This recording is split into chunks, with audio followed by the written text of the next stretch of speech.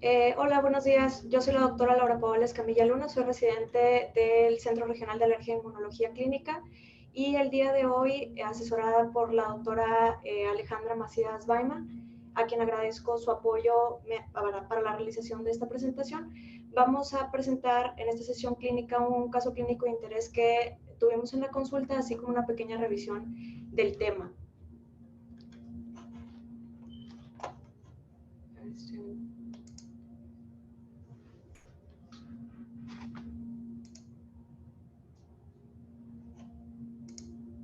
Me hace que ahí perdí la imagen. ¿Ahí sí me ven?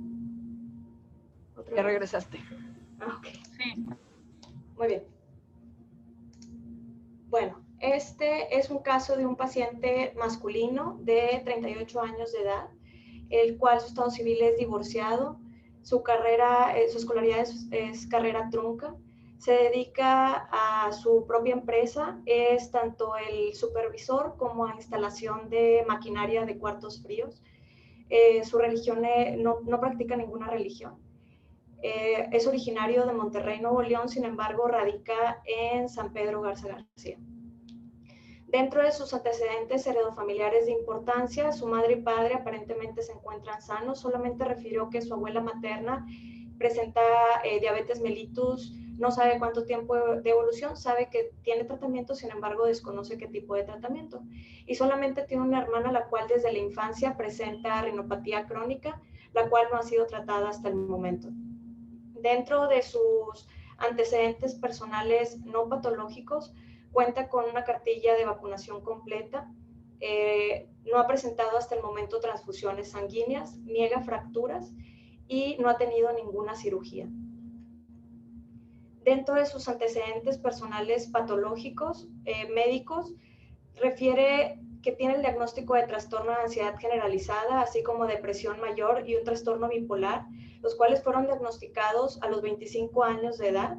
Sin embargo, ha tenido altas y bajas en el tratamiento, realmente no ha seguido no ha tenido un buen apego a su tratamiento y fue que hasta 8 meses previos a la consulta inició de manera adecuada con un psiquiatra su tratamiento para sus enfermedades del estado de la salud mental, con metilfenidato, litio, alprazolam, escitalopram y carbamazepina. Tenía solamente 8 meses con ese tratamiento y refería que se encontraba en buen estado.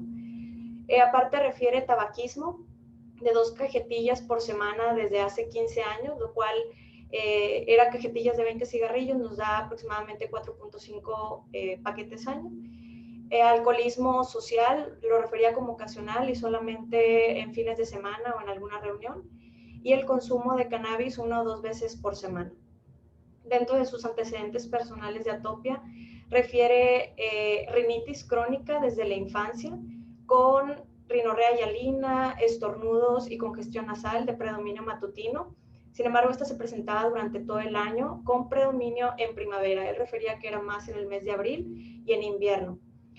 Nunca había tenido tratamiento, nunca había ido con un alergólogo y él refiere de manera importante mejoría de sus síntomas desde que inició el tratamiento con sus antidepresivos. Al conocer este dato, revisamos los medicamentos que estaba tomando y como sabemos, dentro de los antidepresivos hay algunos que se han estudiado que tienen efecto antagonista de los receptores H1, sobre todo los antidepresivos tricíclicos, como la amitriptilina o la imipramina, y también algunas benzodiazepinas. En este caso, muy probablemente el antidepresivo que la está ayudando con sus síntomas haya sido el alprazolam. La motivo de consulta por el que vino este paciente fue por lesiones en piel. Él vino el 21 de mayo a nuestro Centro Regional de Alergia e Inmunología Clínica. Dentro del principio, evolución y padecimiento actual del paciente, él refiere que empezó con estas afecciones desde los 13 años de edad. A esta edad empezó a realizar senderismo, prácticamente 2 veces al mes, o los fines de semana, 2 o 3 fines de semana al mes. Y presentó múltiples episodios de dermatosis eritematosa y pruriginosa, secundario al contacto con una planta a la cual no nos pudo especificar cuando estaba más pequeño, y esto sobre todo al acudir a los cerros. Él dice que acudía a múltiples cerros de aquí de la región, y ya sea el Cerro de las Mitras o al sur de Nuevo León, y en todos presentaba estas lesiones. A los 18 años de edad, practicando esta actividad recreativa, cayó a un pozo con unas plantas muy parecidas a las que ya había estado en contacto previamente, y 2 días después de este accidente presentó una dermatosis generalizada y eritematosa pruriginosa que le dura aproximadamente 2 semanas. Acudió a un centro médico, él recuerda en ese entonces, donde le administraron un medicamento intramuscular, además de una crema que le recomendaron, no recuerda por cuánto tiempo, y medicamento de vía oral. No recuerda los medicamentos, sin embargo refiere que le duró aproximadamente 2 semanas y que tuvo mejoría. Además, como un antecedente de importancia agregado, refiere que desde la adolescencia notó que al estar en contacto con la cáscara del mango, al consumir mango, pero solamente con la cáscara, presentaba prurito y eritema en labios. Sin embargo, con la pulpa, pues no presentaba estos síntomas. Okay. Él, en cuanto al padecimiento actual, inició 5 días previos al presentar lesiones en piel eritematosas y pruriginosas en extremidades superiores e inferiores, tronco y cara. Refiere que 2 días antes fue a practicar el senderismo a una zona cercana al Parque Natural de la Estanzuela, que se encuentra al sur de Monterrey, donde se puso en contacto con una planta no especificada. Sin embargo, al interrogatorio intencionado para que nos tratara de describir la planta, nos comentó que era hojas verdes, que tenían una forma triangular y acababan en pico. 2 días posteriores a su exposición presentó una dermatosis, como la describí antes, eritematosa y pruriginosa, por lo cual acudió a la Cruz Roja, donde le administraron dexametasona intramuscular y clorfenamina vía oral. Pasaron 2 días, no mostró mucha mejoría, por lo que decidió acudir aquí a nuestro Centro Regional de Alergia e Inmunología para su valoración. A la exploración física, dentro del hábitus exterior, nos encontrábamos con un paciente masculino, ansioso, de edad aparente igual a la cronológica, sin fases características, alerta, reactivo y cooperador. A la exploración física ocular no encontramos ninguna alteración. Dentro de la exploración física nasal encontramos una mucosa nasal hiperémica con hipertrofia de cornetes bilaterales, con obstrucción de un 40%. A la exploración de orofaringe no encontramos ninguna alteración. No se encontraban datos de descarga retronasal. El tórax se encontraba simétrico, con campos pulmonares con adecuada entrada y salida del aire, sin sibilancia, sin estertores. El precordio igualmente sin alteraciones. Y en cuanto a los signos vitales, también se encontraban normales. Nada más al valorar el índice de masa corporal encontramos que tenía sobrepeso. Y dentro de la exploración física de piel encontramos una dermatosis maculopapular eritematosa, con bordes bien delimitados en extremidades superiores, inferiores, en tronco y en cara. Estas son algunas de las fotografías de la primera consulta, en la cual podemos apreciar las lesiones eritematosas, las pápulas, sobre todo en los brazos, y en cara sí podemos ver algunas lesiones lineales, características de la planta que vamos a describir más adelante. Por lo tanto, los diagnósticos que se consignaron en esa consulta fue dermatitis por contacto por hiedra venenosa, rinopatía crónica, trastorno de ansiedad generalizada, depresión y trastorno bipolar. El tratamiento que se le dejó en la primera consulta fue prednisona, tabletas de 50 miligramos, tomar una tableta cada 24 horas por 7 días, fexofenadina, tabletas de 120 miligramos, una cada 12 horas por 15 días, Dimista D, spray nasal, aplicar 2 disparos cada 24 horas por 1 mes, crema hidratante de uso diario 3 veces al día por 2 semanas, y se le dio una cita de seguimiento en 15 días para revaloración.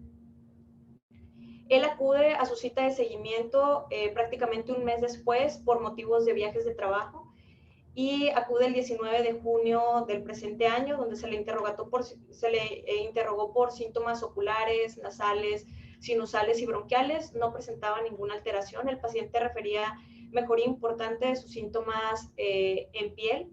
El prurito lo manifestaba, que era si lo poníamos en una escala, la intensidad era de 2 de 10. A la exploración física encontramos en su hábitos exterior un paciente ansioso, nuevamente masculino, de edad aparente igual a la cronológica, sin fases características, alerta y cooperador.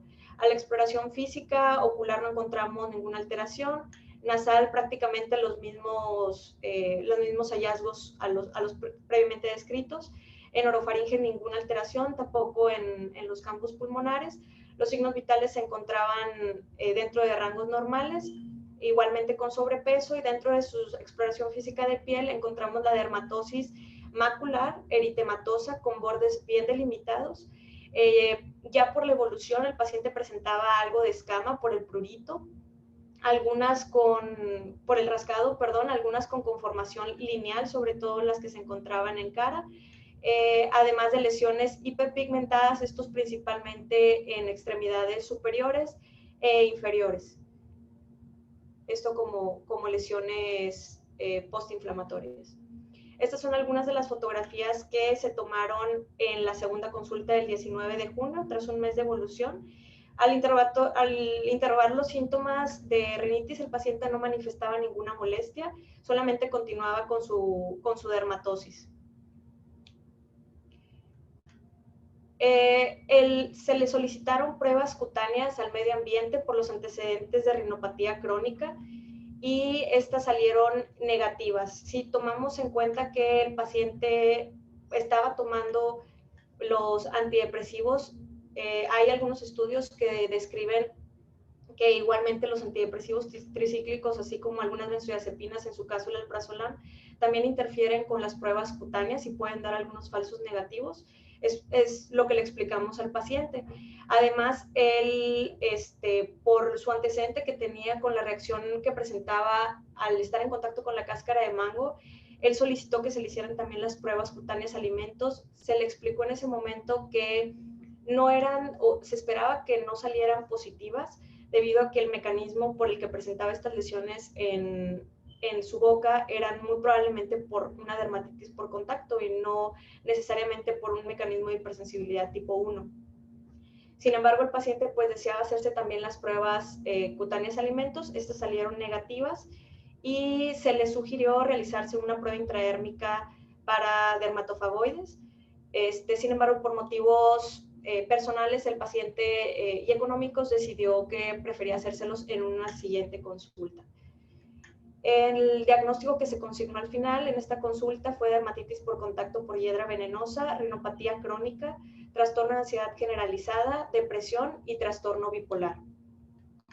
Dentro de los planes y tratamiento que se dio en esta consulta, se le dieron algunas recomendaciones de cuidados generales de la piel.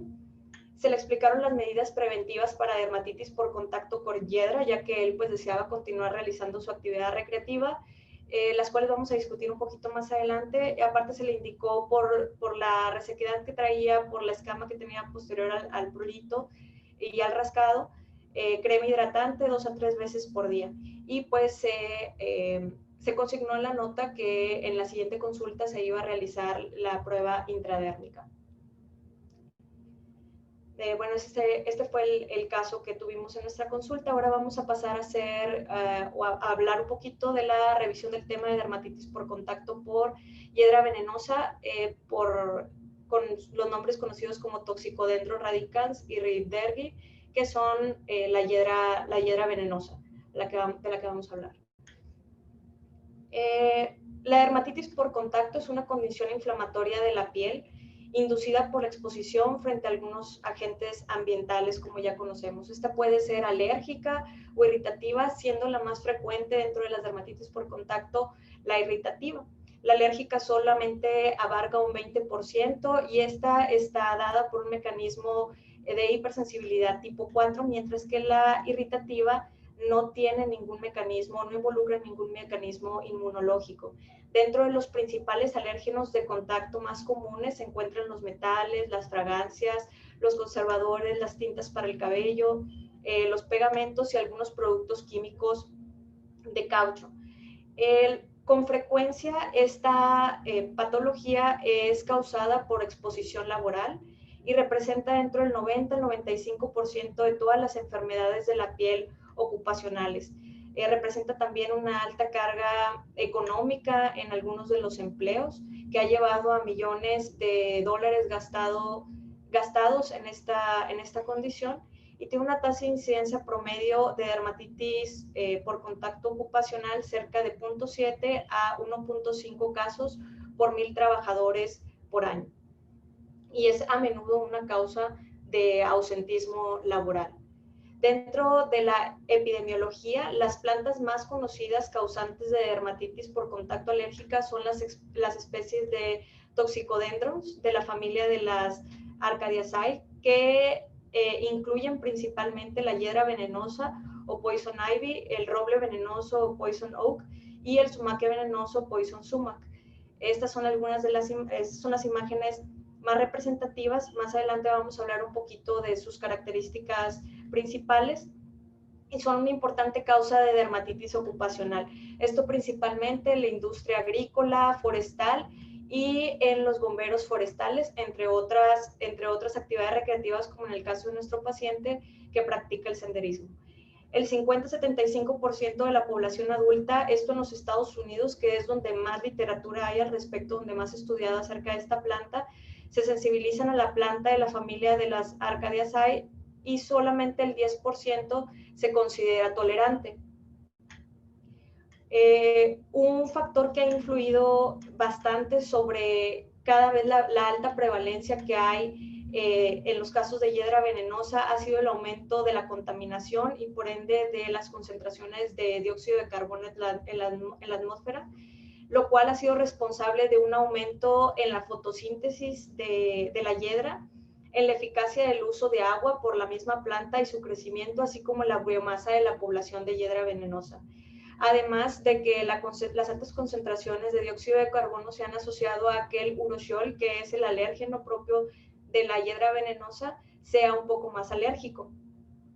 Por tanto, el cambio climático, como les mencioné, y los altos niveles de CO2 atmosféricos se han relacionado con un aumento importante en la dermatitis por contacto alérgica por hiedra venenosa.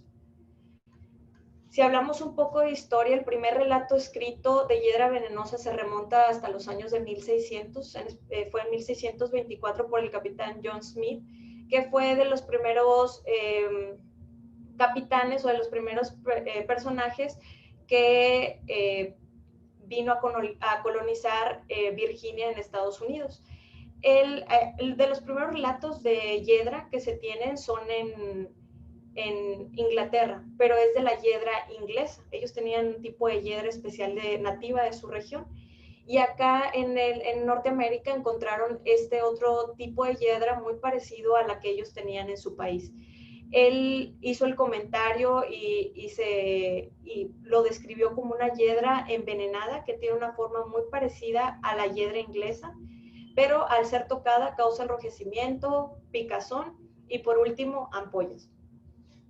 El estudio de la hiedra se remonta hasta hace más de 100 años y fue donde se empezó a ver que muchas poblaciones nativas de Norteamérica la empezaban a consumir. Entonces fue que se empezaron a ver algunas propiedades que podría tener la hiedra, algunas propiedades medicinales, y fue en 1780 cuando un médico francés, André Ignace Joseph Dufresnoy, estudió las aplicaciones positivas que podría tener la hiedra sobre algunas condiciones de la piel, ayudando paradójicamente a lesiones de irritación en piel, y aparte en aliviar el dolor de algunas articulaciones o si tenían golpes algunos pacientes. Posteriormente, en Japón y Corea se implementó fuera del campo de la medicina al ser un ingrediente para la producción de laca de Toxicodendron verniciflum, que se utilizó para recubrir algunos objetos de madera y de metal. Si platicamos un poco de botánica ya propiamente de la planta, es una planta que pertenece al reino Plantae, a la familia de Arcadiaceae, del género Toxicodendron, y involucra algunas especies.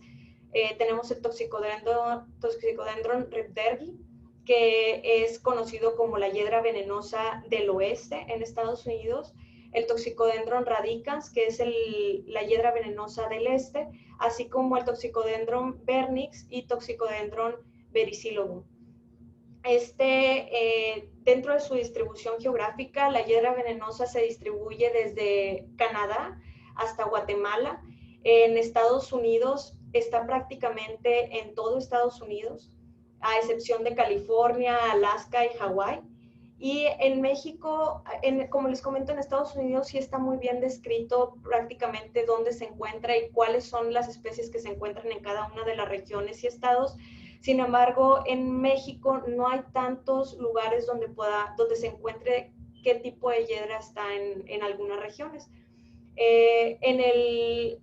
Con la Comisión Nacional para el Conocimiento y el Uso de la Biodiversidad del CONABIO aquí en México, prácticamente lo describen que la hiedra se encuentra en todo el país, a excepción de estados como Sonora, Puebla, Tlaxcala, Tabasco, Campeche y Quintana Roo. En el resto del país se encuentran la mayoría de los tipos de hiedra. Sin embargo, como son diferentes tipos y cambian ligeramente en sus características físicas, no siempre son distinguidas por los turistas o por las personas que se encuentran haciendo las actividades recreativas en las regiones boscosas. Esta hiedra particularmente florece entre enero y noviembre, con un pico entre abril y agosto. Si hablamos un poco sobre las características físicas de la hiedra, esta se caracteriza por tener hojas en grupos de 3 y eso es la característica principal. Aparte de que son puntiagudas y tienen márgenes por lo regular dentados, pero también pueden ser lobulados. Estos se encuentran alternados a lo largo de la vena principal y esa es otra de las características importantes. Y una tercera característica muy importante para diferenciarlas es que no tienen espinas, a diferencia de algunas otras plantas que se encuentran comúnmente en las mismas regiones. El foliolo central, o sea, la hoja central, tiene un tamaño más largo, si pueden notar en la imagen inferior, tiene un tamaño más largo que las otras dos hojas que se encuentran de manera lateral.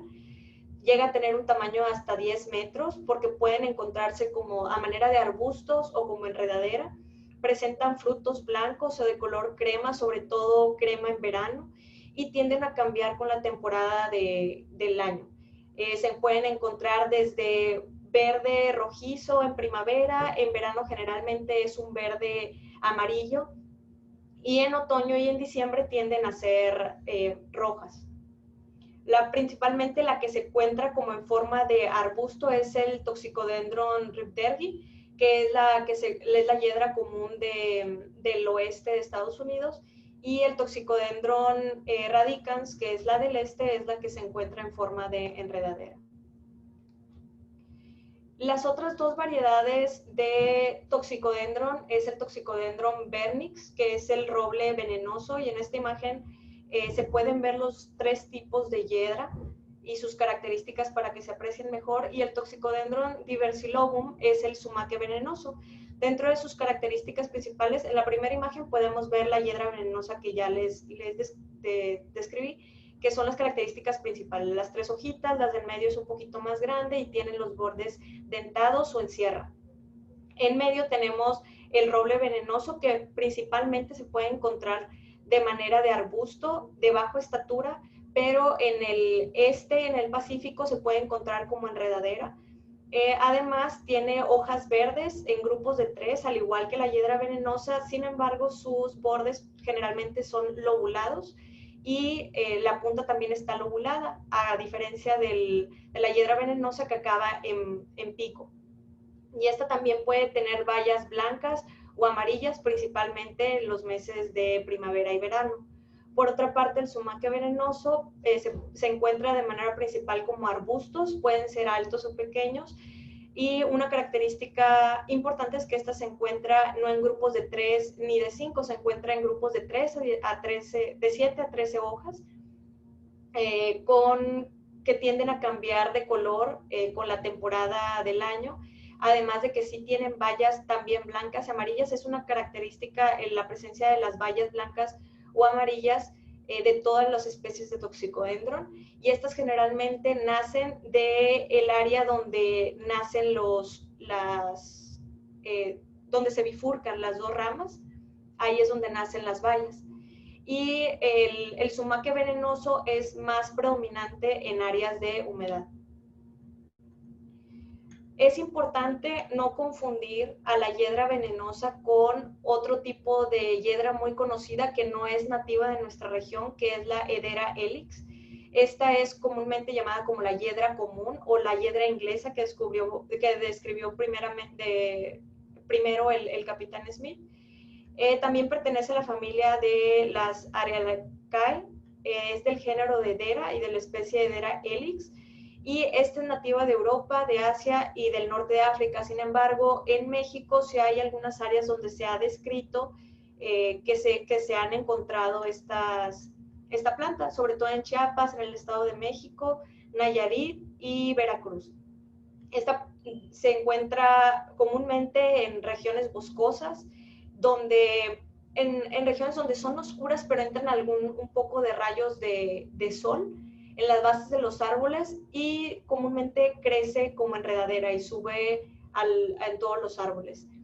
A diferencia del alérgeno del Toxicodendron, este tiene otro alérgeno que es el falcarinol o el dihidrofarcarinol, y pues eso es otra cosa que los hace diferentes, además de que las bayas, en lugar de ser blancas o amarillentas como el Toxicodendron, las bayas aquí tienden a ser más oscuras o incluso moradas, al igual que el tallo, que en Toxicodendron tiende a ser un poquito más claro el tallo, y en Hedera helix a veces puede ser, tiene algo de vellos, es un poquito más grueso y puede ser un poco más oscuro. Otro tipo de planta que también se puede confundir con el Toxicodendron en las regiones boscosas es el Parthenosius quinquefolia, que en Estados Unidos se conoce como Virginia Creeper o American Ivy. Es de otra familia de las Vitaceae, del género Parthenosisus y de la especie Parthenosisus quinquefolia.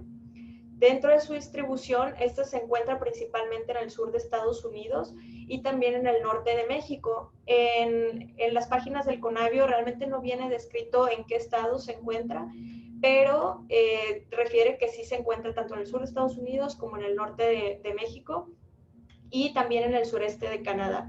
Y es muy característico que se confunda con la hiedra venenosa debido a que también tienen márgenes o bordes dentados y acaba también en pico. Sin embargo, la característica que las diferencia es que esta siempre tiene 5 hojas, que parece como una estrella de mar, a diferencia del Toxicodendron, que como ya comentamos tiene 3 hojas. Y se encuentra principalmente igual en los bosques, a las orillas de los árboles. Y el hecho de que sea tóxica o no es algo controversial. Propiamente las hojas se describen en algunos artículos que sí tiene propiedades tóxicas. Sin embargo, lo que más se ha visto que es tóxico son las bayas, ya que contienen altas concentraciones de ácido oxálico y que estas suelen ser tóxicas sobre todo para el consumo de humanos y de perros, no tanto el contacto con la hoja. ¿Y qué es el uroshiol? El uroshiol viene o deriva del japonés, del uroshi, que significa laca. Como vimos, fue una de las sustancias que se usaron en Japón para cubrir algunos objetos y de ahí nace el nombre del alérgeno. Este es el alérgeno responsable de la reacción del Toxicodendron y es una sustancia indolora, incolora, que proviene de la savia de la planta y se encuentra en toda la planta, desde el tallo, las hojas, las bayas, y está compuesta de una mezcla de catecoles que se encuentran en una cadena lateral al quileno recta en la posición carboxiterminal, y esta es muy importante porque es la que determina tanto la reacción inmune como su especificidad. Dependiendo del número de carbonos que se encuentran en esta cadena lateral, se puede identificar qué tipo de uroshiol se encuentra en cada uno de los tipos de Toxicodendron. Cuando tiene 5 carbonos, es el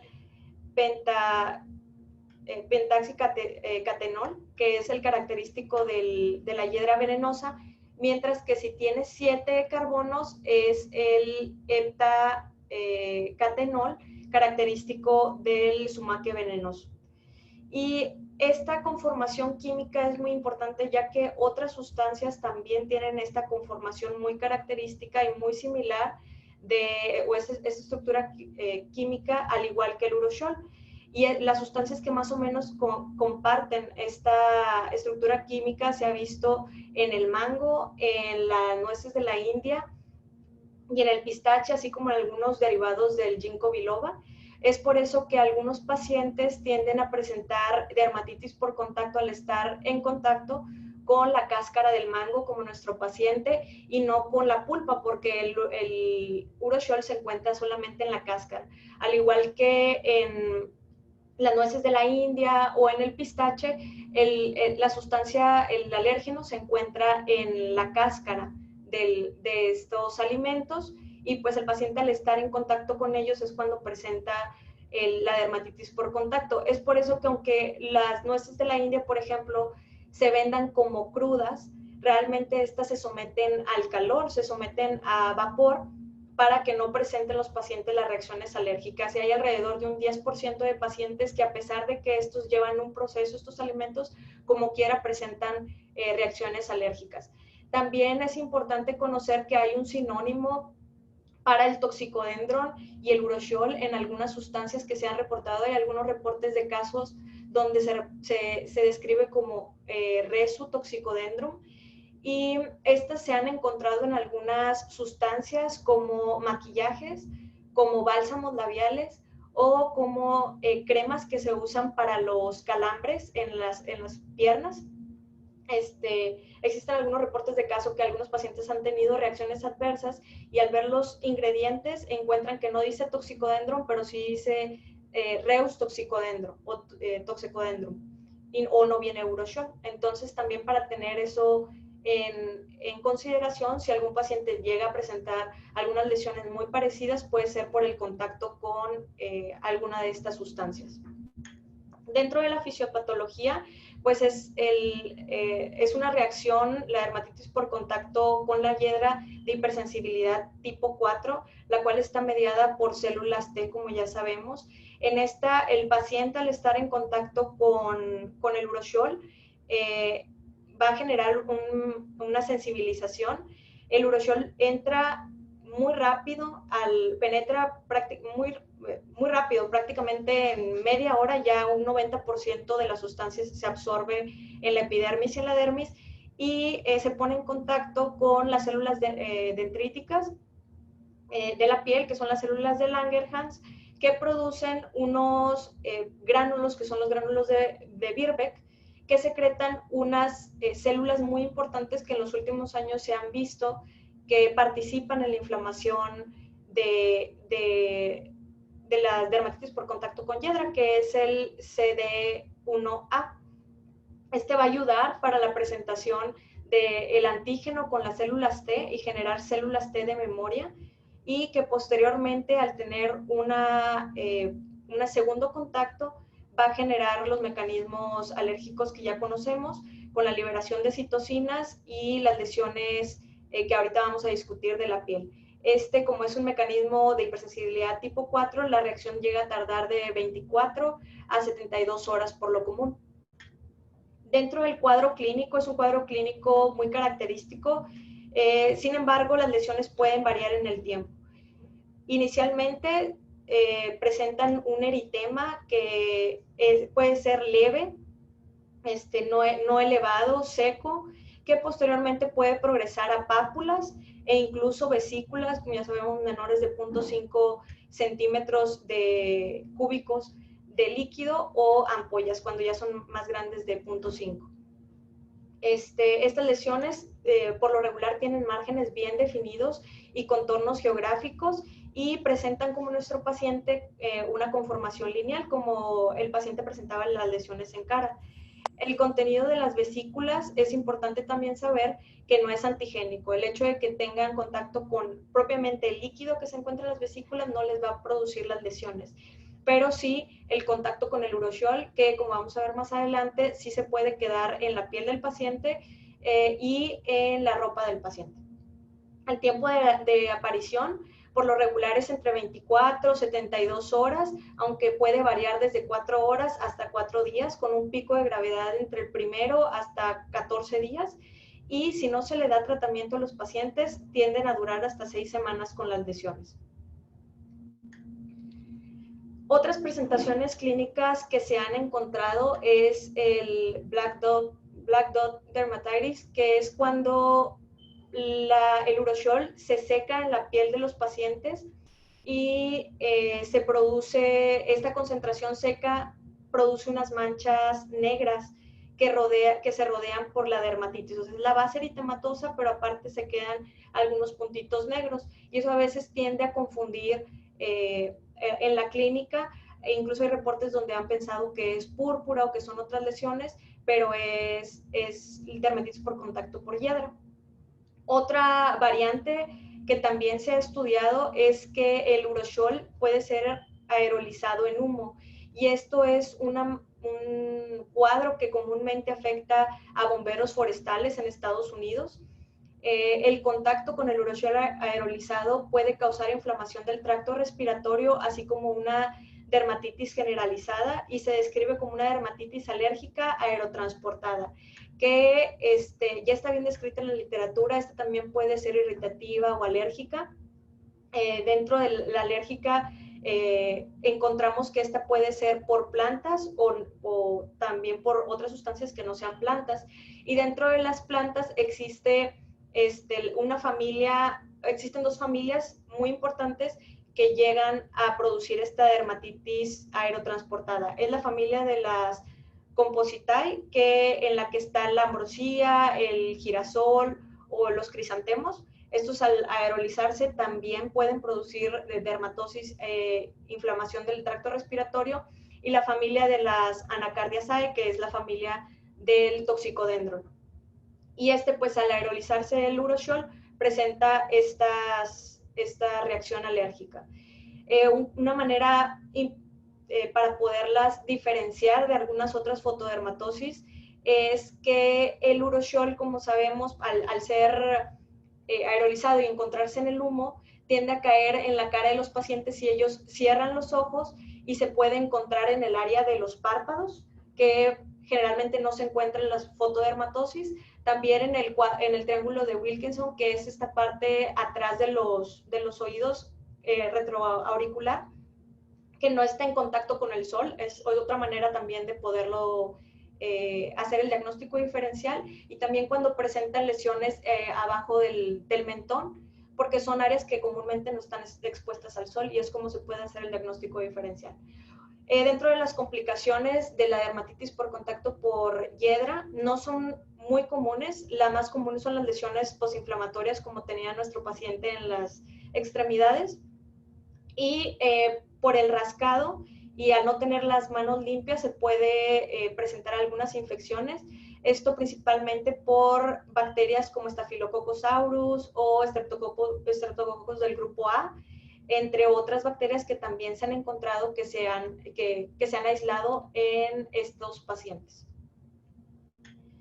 Ya hablando propiamente del tratamiento, el objetivo principal del tratamiento en estos pacientes es el alivio sintomático. Si ya tuvieron el contacto con la hiedra y ya pasó más de media hora, muy probablemente va a ser difícil que se puedan deshacer del alérgeno. Entonces les queda una sensación muy molesta, que es el prurito. Se pueden usar diferentes terapias. Tenemos la terapia sintomática tópica con la loción de calamina, la cual contiene mentol, fenol y astringentes como acetato de aluminio o sulfato de aluminio, y esta se ha visto que proporciona un alivio sintomático al prurito. Es la comúnmente encontrada como Caladril. Tenemos también, permítanme, déjenme apagar los micrófonos.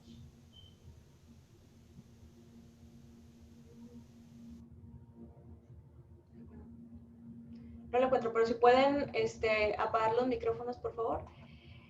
Otra parte del tratamiento son los baños con avena coloidal, los cuales se ha visto que tienen un efecto antiinflamatorio y antiprurito antipurítico por algunos de las sustancias que tienen estos baños con avena. Tienen almidones y glucanos de avena que van a ayudar como una barrera oclusiva para hidratar y para aliviar el prurito, además de que contienen algunos antioxidantes, como vimos en la discusión del journal del lunes, que van, como el ácido ferúlico, que van a ayudar a disminuir la actividad inflamatoria de la piel. Los baños se recomiendan entre 15 a 20 minutos. Y también otra recomendación es que se apliquen compresas frías durante 15 a 30 minutos y eso también les va a ayudar a disminuir la sensación molesta del prurito. Otro tratamiento que ha sido algo controversial para el uso en este tipo de dermatitis por contacto, en las dermatitis por contacto en general, son el uso de los antihistamínicos orales, ya que se sabe que la vía de la histamina no es la que participa en su totalidad, sino la vía independiente histamina, en la que participan varias otras sustancias como las que discutimos el lunes, como la sustancia P, como la activación de los receptores de los queratinocitos PAP2, entre otras sustancias u otras interleucinas. Es por eso que los antihistamínicos tienen un efecto parcial y por lo general se usan por los efectos sedantes más que para disminuir el prurito, pero sí se ha visto que tienen un poco de efecto. Los que no se recomiendan, bueno, dentro de los que se recomiendan comúnmente son los antihistamínicos de primera generación, H1, en los que podemos encontrar la clorfenamina, la difenidramina, la hidroxicina. Son de los que más estudios se han encontrado debido a su efecto sedante, porque son lipofílicos y pueden atravesar la barrera hematoencefálica. Lo que no se recomienda son las cremas de antihistamínicos o los antibióticos tópicos, ya que se ha visto que pueden sensibilizar e incluso exacerbar las lesiones de los pacientes, por los que de preferencia se deben de evitar. Esto en todos los estudios que encontré acerca del tratamiento. La piedra angular del tratamiento de estos pacientes, si bien lo principal es la prevención y el lavado inmediato posterior a la exposición, de lo más importante, ya que se estuvo en la exposición y ya tiene síntomas el paciente, son los corticosteroides tópicos. Los que más se recomiendan son los de mediana o alta potencia, como la triamcinolona o el clobetasol. Son más útiles y sobre todo antes de que presenten las vesículas o las ampollas.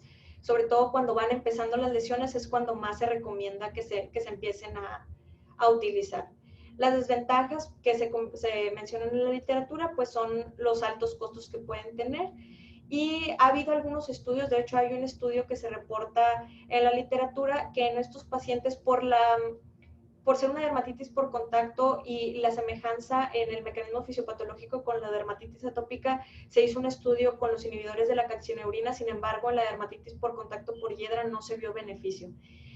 También otra pilar del tratamiento es el uso de los corticosteroides sistémicos, que estos se reservan para los casos graves. ¿Y cuáles son los que se consideran casos graves? El involucro de más de un 20% de la superficie corporal total, el que el paciente presente ampollas, si tiene prurito grave y si este involucra cara, manos y el área genital.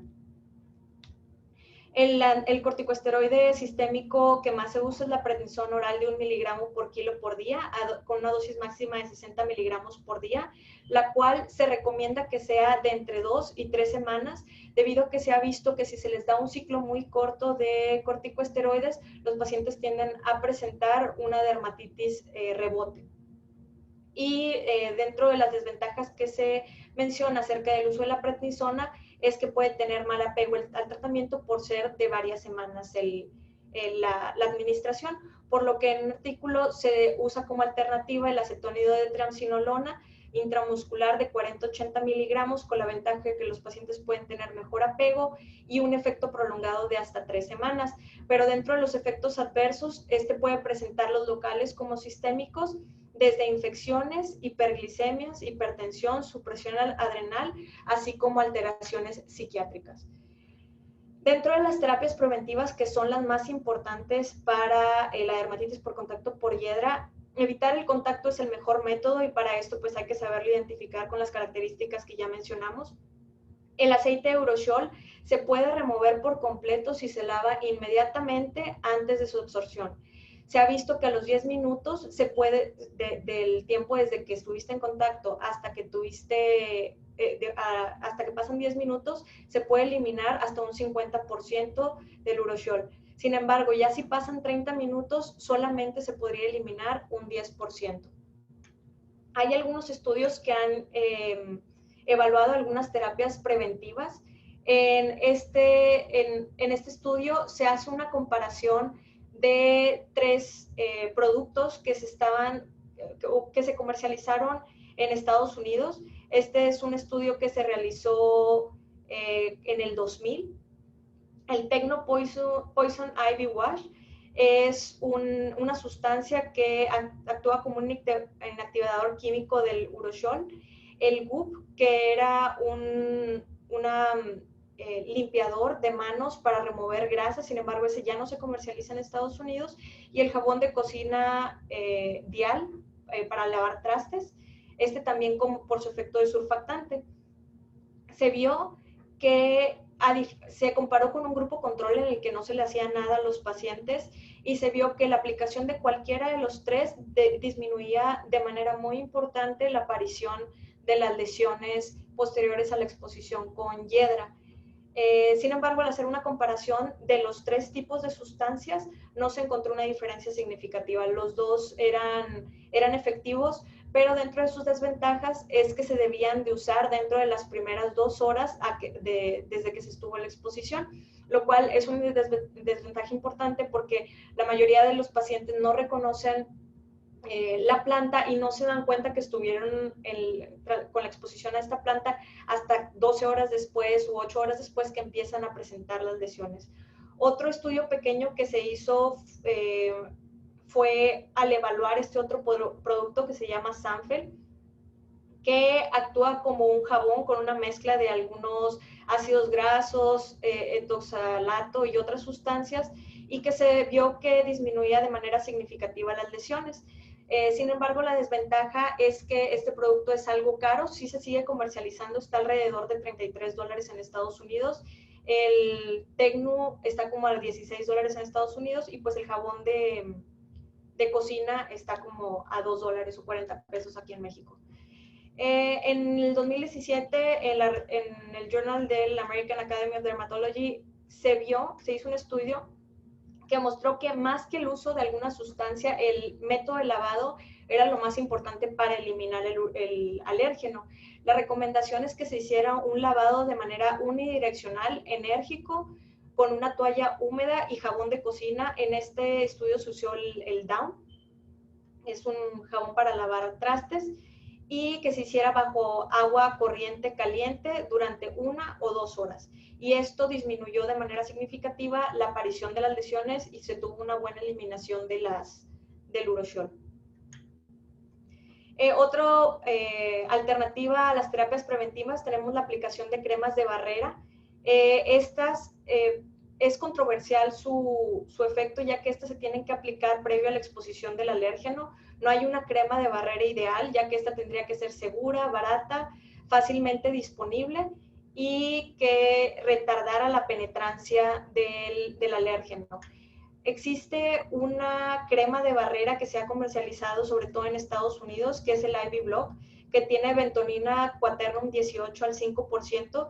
Es un compuesto de orgonarcilla que interfiere con la absorción del alérgeno y se ha visto que reduce de manera significativa la dermatosis. Se ha visto que los pacientes que estuvieron expuestos a hiedra posterior a la aplicación de Ivy Block tuvieron ausencia o se redujo de manera significativa las reacciones al Uroshiol en comparación con sitios control donde no tuvieron la aplicación de esta crema de barrera. La desventaja es que esta debe de aplicarse previo a la exposición y estarse reaplicando cada 4 horas y deja residuos como de arcilla que pueden ser algo incómodos para el paciente.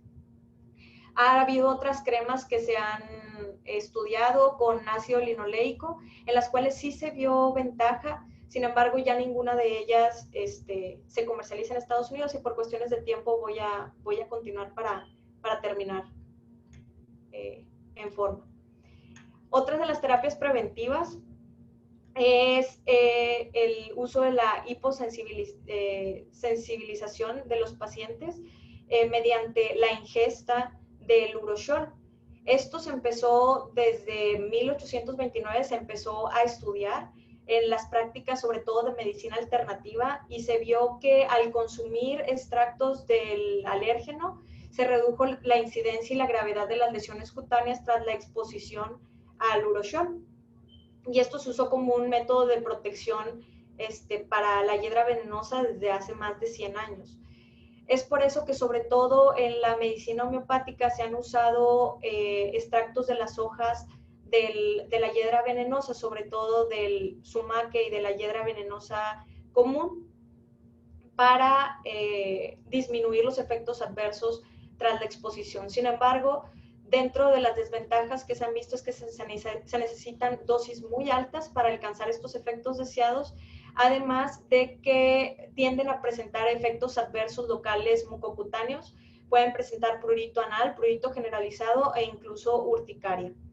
Y bueno, se han hecho otros estudios que también realmente no han mostrado mucho beneficio, por lo que el uso de estos extractos de hiedra venenosa en la actualidad es un tema controversial. ¿Y qué es lo nuevo o lo más nuevo que ha habido en cuanto a las terapias como de inmunoterapia para la hiedra venenosa? A pesar de la amplia prevalencia de la dermatitis por hiedra, todavía falta una terapia preventiva definitiva, además de la evitación. Es por eso que en la Universidad de Mississippi se hizo un estudio en el cual se usó un extracto de hiedra del uroshiol, se le hicieron algunos cambios en su composición química y se puso a unos roedores, para ver si estos se encontraban sensibilizados o no. Se les aplicó el uroshiol a estos roedores y posteriormente se les puso estos sustancias con la alteración clínica del uroshiol, y a los que nunca habían estado expuestos a hiedra se sensibilizaron y 2 semanas después se sensibilizaron con el uroshiol. En este estudio se les puso el uroshiol a diferentes concentraciones y se vio que se midió a los 24, 48 y 72 horas. En la porción de introducción de tolerancia mostró que la administración intramuscular de este profármaco, se puede decir, indujo la tolerancia en los grupos de prueba y no se observó ninguna reacción cutánea en el tratamiento de los animales que ya estaban sensibilizados con uno o los compuestos de la prueba, y esto resultó en una desensibilización en los roedores tratados para la intoxicación por hiedra. Entonces, bueno, ya hay algunos estudios que se están buscando hacer un tipo de inmunoterapia. En el siguiente estudio, este es un estudio que se está realizando, que se encuentra en fase 1 de investigaciones, aleatorizado, doble ciego, controlado con placebo, en el que en este laboratorio Apten Science se está desarrollando un tipo de vacuna o inmunoterapia para evaluar la seguridad y la tolerancia de así se llama, PDC-APB, intramuscular contra placebo, para ver si tras la aplicación a pacientes se puede ayudar a desensibilizar a los pacientes. Sin embargo, hasta el momento no hay resultados publicados. El estudio se terminó, se cerró en junio del 2019, y para poder hacer este estudio se tuvo que desarrollar unas pruebas de parche, ya que tampoco había pruebas de parche en Estados Unidos desarrolladas para medir si los pacientes tenían o no sensibilización a la hiedra. Entonces se hicieron algunas mediciones y se estandarizó también por el mismo laboratorio, así como por la Universidad de Mississippi, estas nuevas pruebas de parche que también no están comercializadas, pero pues ellos las tienen y esperemos que en un futuro pues se puedan comercializar para que se apliquen en nuestros pacientes, así como las terapias de desensibilización. Y bueno, la identificación y la evitación del toxicodendron en general es la mejor prevención. Dentro de las recomendaciones más importantes es evitar que usen ropa húmeda o tela delgada y ajustada.